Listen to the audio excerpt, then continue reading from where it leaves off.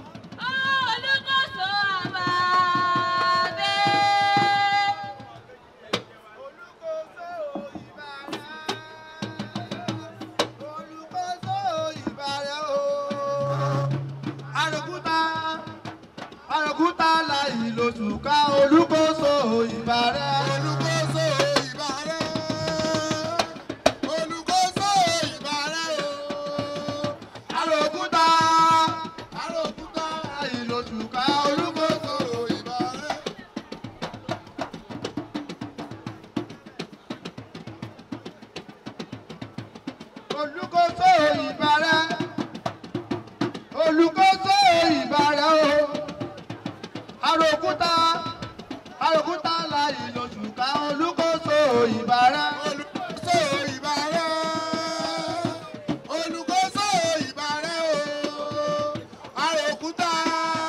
àròkúta la ìlòsù ká olùkóso ìbàrẹ̀. Thank you so much for watching our videos, and importantly, you need to subscribe because we drop videos almost every day. And how to subscribe? There's a circle here written Gua TV. Click on it, you see a subscribe button. Click on the subscribe button. That's all. And if you have a big show coming up, any event, you can call us.